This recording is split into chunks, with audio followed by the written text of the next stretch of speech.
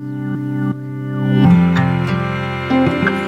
and welcome back to The Daily Poem here on the Close Reads Podcast Network.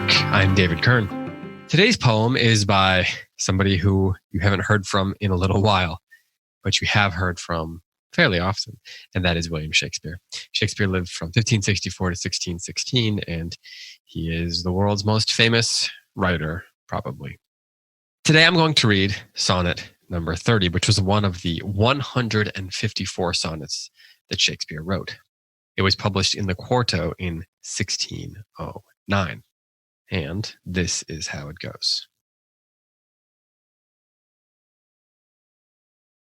When to the sessions of sweet, silent thought I summon up remembrance of things past, I sigh the lack of many a thing I sought, and with old woes new wail my dear time's waste. Then can I drown an eye, unused to flow for precious friends hid in death's stateless night, and weep afresh love's long since cancelled woe, and moan the expense of many a vanished sight. Then can I grieve at grievances foregone, and heavily from woe to woe tell o'er the sad account of fore bemoaned moan, which I new pay as if not paid before. But if the while I think on thee, dear friend, all losses are restored, and sorrows end.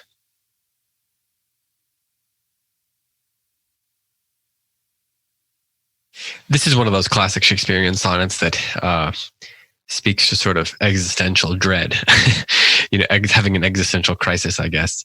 The poet seems to be looking back at his life and saying, what have I done? I've wasted time. He's looking back and remembering the lives of people who seem no longer to be living. And he's saying, I'm still here, but what am I doing with the time that I have here? He seems to be mourning the passing of time, but also his own lack of wise use of time. This sonnet, like several other sonnets that Shakespeare wrote, apparently were either to or about or intended for a young man. I think he refers to him as a fair young man. It's believed that this young man was possibly a friend of Shakespeare or something like that. For all we know, it's a made-up character that became an invention device for Shakespeare as he was writing. But sure, it could have been a real person. There are a number of people who scholars believe this could have been, just based on some initials that Shakespeare included at various times in his various sonnets. But I kind of think it doesn't really matter who the person is, because ultimately it's not about that other person. It's about a sort of transformation, I think, on the inside. And it's interesting because there's all these really interesting words that Shakespeare uses. He says summon. That's kind of a lawyerly term. Summons of remembrances of things past, as if he's being summoned to give witness to something. There's the idea of sessions in line 1. Sessions for summoning.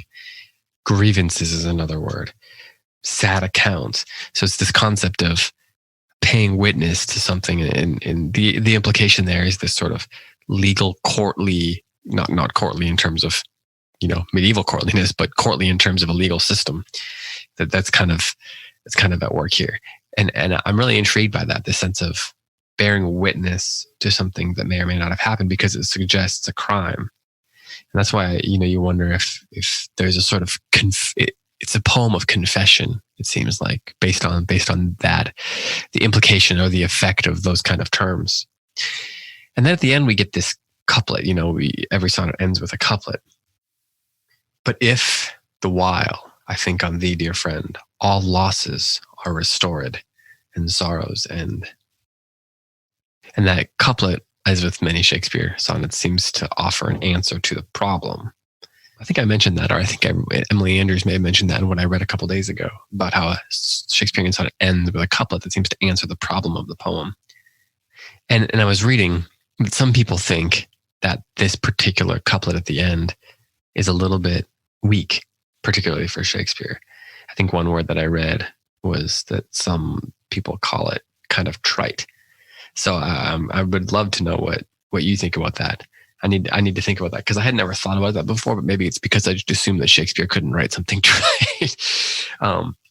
But I think that's an interesting question to think about as you think about this poem a little bit. Does this wrap up the problem in a way that is unearned? So there's this problem in the sonnet, and does this particular couplet at the end wrap that up too neatly?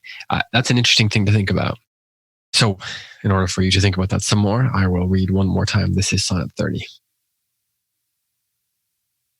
When to the sessions of sweet, silent thought I summon up remembrance of things past, I sigh the lack of many a thing I sought, and with old woes new wail my dear time's waste.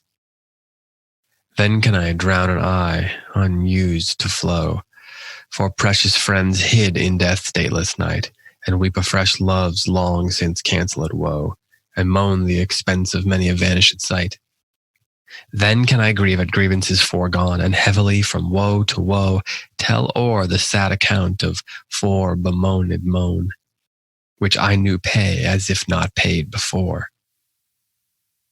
But if the while I think on thee, dear friend, all losses are restored, and sorrows end. This has been the Daily Poem. Thanks so much for listening. We'll be back tomorrow with another poem for you.